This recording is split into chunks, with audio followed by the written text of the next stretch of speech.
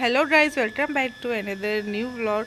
So ಇವತ್ತು ನಮ್ಮ ಸ್ಕೂಲಲ್ಲಿ June 5th special environment day special celebration ಮಾಡ್ತಾಯಿದ್ವಿ. ಸೊ ಎಲ್ಲ ನನ್ನ ಪುಟ್ಟ ಪುಟ್ಟ ಸ್ಟೂಡೆಂಟ್ಸಿಗೆ ನಾವು ಈ ಥರ ಬ್ಯಾಂಡ್ ಮಾಡಿದ್ವಿ. ಮತ್ತು ಆಮೇಲೆ ಎಲ್ಲರೂ ಚಾಟ್ ಕೂಡ ಮಾಡ್ಕೊಂಡು ಬಂದಿದ್ದರು. ಸೊ ಇವತ್ತು ನಾವು ರ್ಯಾಲಿಗೆ ಹೋಗ್ತಾ ಇದ್ದೀವಿ. ಸೊ ನೋಡ್ಬೋದು ನನ್ನ ಮುದ್ದು ಪುಟಾಣಿ ಮಕ್ಕಳು ಎಷ್ಟು ಚೆನ್ನಾಗಿ ರ್ಯಾಲಿಯಲ್ಲಿ ಪಾರ್ಟಿಸಿಪೇಟ್ ಮಾಡ್ತಾ ಇದ್ದಾರೆ. ಸೊ ನಮ್ಮ ಟೀಚರ್ಸು ಕೂಡ ತುಂಬ ಹ್ಯಾಪಿಯಾಗಿ ಕರ್ಕೊಂಡು ಹೋಗ್ತಾ ಇದ್ದೀವಿ.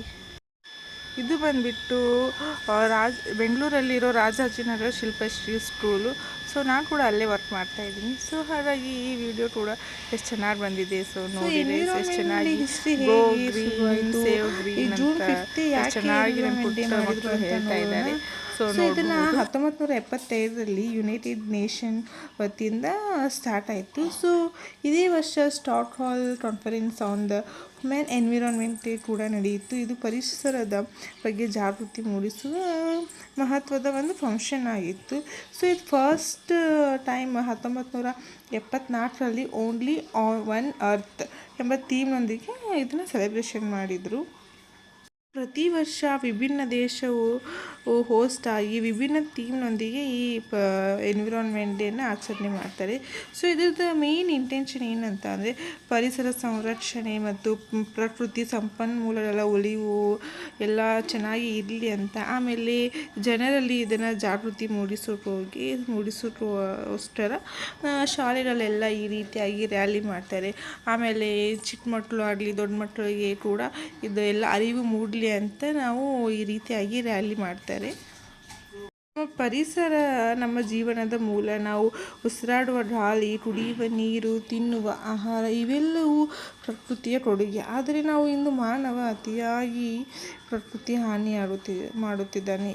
ಅದು ಹೇಗೆ ಅಂತಂದರೆ ಎಲ್ಲ ಮರಗಳನ್ನು ಕಡಿಯುವುದು, ಪ್ಲಾಸ್ಟಿಕ್ ಬಳಕೆ ಹೆಚ್ಚಿಸುವುದು ಮತ್ತು ನಮ್ಮ ಪರಿಸರವನ್ನು ನಾವು ಎಷ್ಟು ಕಾಪಾಡ್ತೀವೋ ಅಷ್ಟು ನಮ್ಮ ಜೀವನ ತುಂಬ ಸುಂದರವಾಗಿರುತ್ತೆ.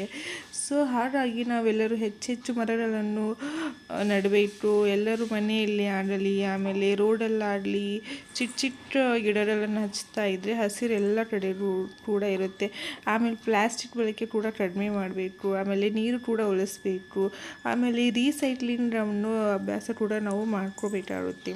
ಪ್ರಕೃತಿಯನ್ನು ಉಳಿಸುವುದು ನಮ್ಮ ಮುಖ್ಯ ಕರ್ತವ್ಯವಾಗಿದೆ. ಅದು ನಮ್ಮ ಭವಿಷ್ಯದ ಹಕ್ಕು ಕೂಡ ಆಗಿದೆ ಅಲ್ಲವಾ.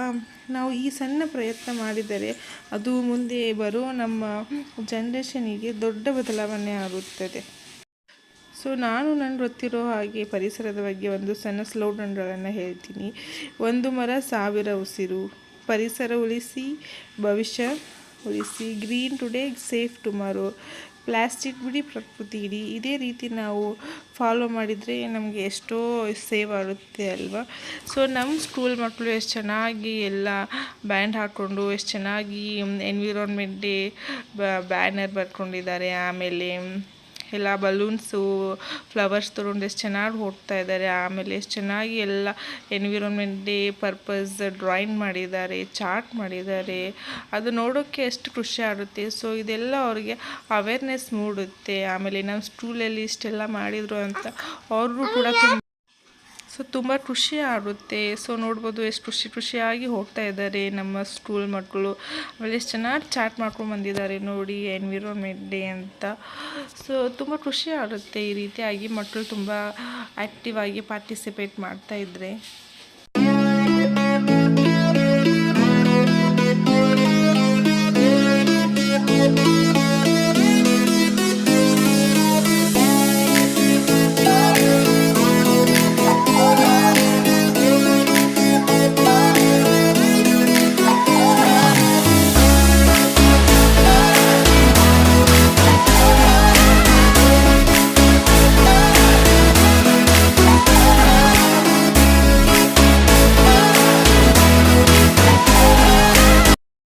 ಸೊ ಫೈನಲ್ ಆಗಿ ಬಂದು ನಮ್ಮ ಸ್ಕೂಲ್ ಹತ್ರ ರ್ಯಾಲಿ ಮುಗಿಸ್ಕೊಂಡು ಬಂದ್ವಿ.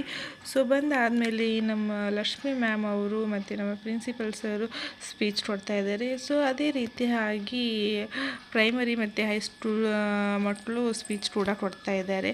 ಅದು ಕೂಡ ನೋಡೋಕ್ಕೆ ಖುಷಿ ಆಗುತ್ತೆ. ಸೊ ಎಷ್ಟು ಚೆನ್ನಾಗಿ ಎಲ್ಲ ಪ್ರಿಪೇರ್ ಆಗಿ ಬಂದಿದ್ದಾರೆ ನಮ್ಮ ಸ್ಕೂಲ್ ಮಕ್ಕಳು ಸ್ಪೀಚ್ ಕೊಡೋಕ್ಕೆ. ಸೊ ಎನ್ವಿರಾನ್ಮೆಂಟ್ ಡೇ ಅವೇರ್ನೆಸ್ ಮೂಡಿಸೋಕ್ಕೆ. ಸೊ ನೋಡಿ ಎಷ್ಟು ಚೆನ್ನಾಗಿ ಪ್ರಾಮಿಸ್ ಎಲ್ಲ ಮಾಡ್ತಾ ಇದ್ದಾರೆ.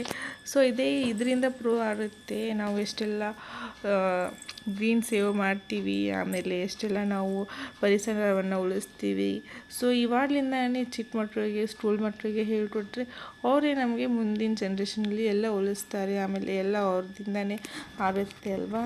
ಸೊ ಫೈನಲಾಗಿ ಒಂದು ತಾಯಿ ಮಗುವಿಗೆ ಯಾವ ರೀತಿಯಾಗಿ ಗಿಡವನ್ನು ಹಚ್ಚೋದು, ಆಮೇಲೆ ಗಿಡವನ್ನು ಉಳಿಸೋದು ಅಂತ ಆ ಥೀಮಿಂದ ನಾವು ಇದನ್ನು ಮಾಡ್ತಾಯಿದ್ದೀವಿ. ಅದು ಕೂಡ ಎಷ್ಟು ಚೆನ್ನಾಗಿ ಮೂಡ್ ಬಂದಿದೆ ನೋಡಿ, ಎಷ್ಟು ಚೆನ್ನಾಗಿ ಒಂದು ತಾಯಿ ಮಗುವಿಗೆ ಗಿಡ ಹಚ್ಚೋದನ್ನು ಕಲಿಸ್ತಾ ಇದ್ದಾರೆ.